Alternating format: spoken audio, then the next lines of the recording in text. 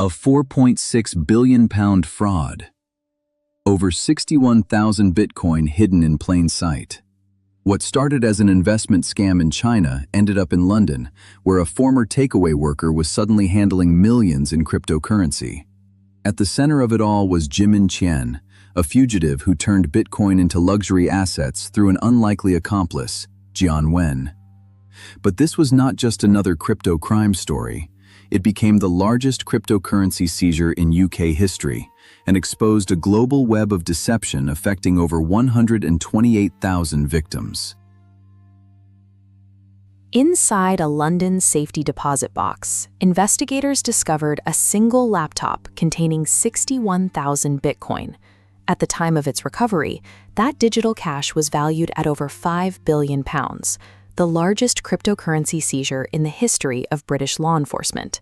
The person police caught attempting to spend this fortune was Jian Wen.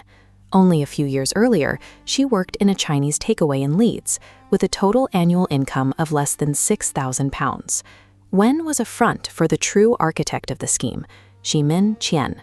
A fugitive from China, Qian had defrauded 128,000 investors out of £4.2 billion through a massive Ponzi scheme before fleeing the country. This court record outlines her flight. On July 26, 2017, Qian left China with a laptop containing the stolen assets, traveling through Southeast Asia on a forged passport before eventually arriving in the UK. Once in London, Qian hit a wall known as the vacuum. Despite controlling billions in digital wealth, her status as a fugitive meant she could not open a bank account or sign a property lease without being flagged. Her solution was to hire Jian Wen as a surrogate. Within weeks, the former delivery driver moved into a 6-bedroom Hampstead mansion, posing as an executive of an international jewelry business. This arrangement highlights the dependency at the center of the plan. Even with billions in digital assets, Qian's wealth was functionally inaccessible until a human proxy could bridge the gap into the physical economy. The pair began by focusing on luxury consumption. The goal was to convert digital assets into high-value, highly liquid physical goods that are difficult to track once they leave the store. The spending scale was massive. Wen became a super VIP at Harrods, bought diamonds in Zurich, and invested in Dubai residential properties. This data flow shows the bottleneck.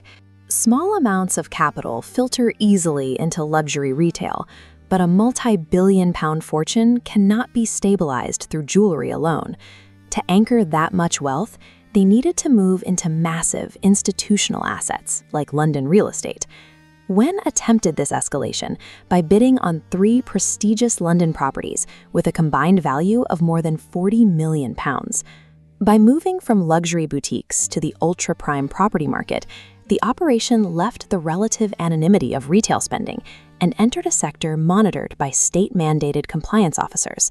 This move triggered the gatekeeper collision. Wen's real estate bids hit the mandatory requirements of Know Your Customer and anti-money laundering laws, which require professionals to verify the source of all funds. When lawyers demanded proof of wealth, Wen claimed she had earned millions through legitimate Bitcoin mining. However, she could produce no records of the industrial-scale infrastructure or historical investment data required to generate a fortune of that size. These failed checks automatically generated suspicious activity reports. This alerted the Metropolitan Police to the extreme discrepancy between Wen's historical earnings as a takeaway worker and her current multi-million-pound buying power. In 2018, the Metropolitan Police raided the Hampstead mansion.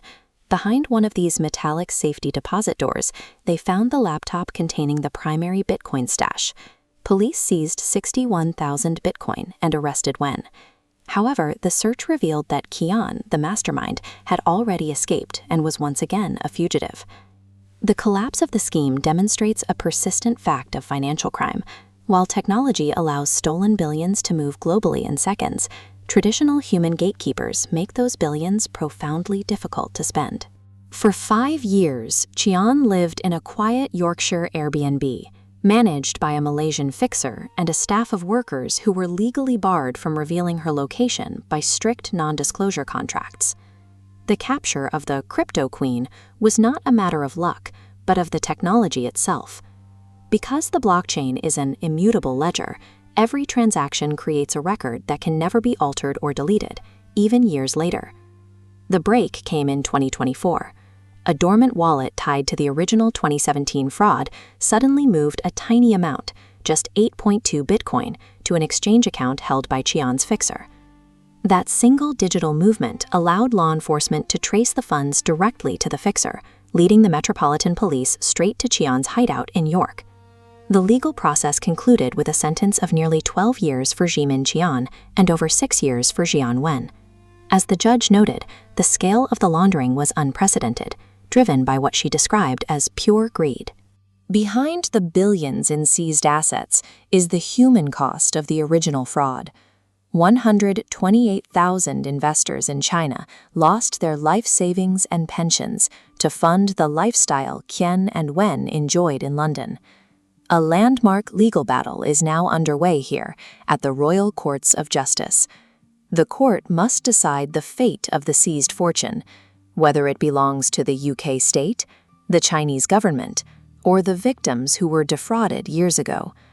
The Crypto Queen saga concludes as a modern paradox.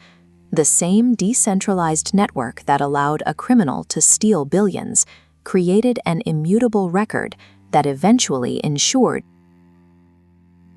In the end, the scheme collapsed under the weight of its own scale. Jimin Qian, Jian Wen, and Seng Hok Ling were all convicted, but the story is far from over. Billions in Bitcoin are still tied up in legal battles, and authorities are now facing the challenge of returning funds to thousands of victims across borders. This case is a reminder that in the world of crypto, money can move fast, but justice moves slowly and globally.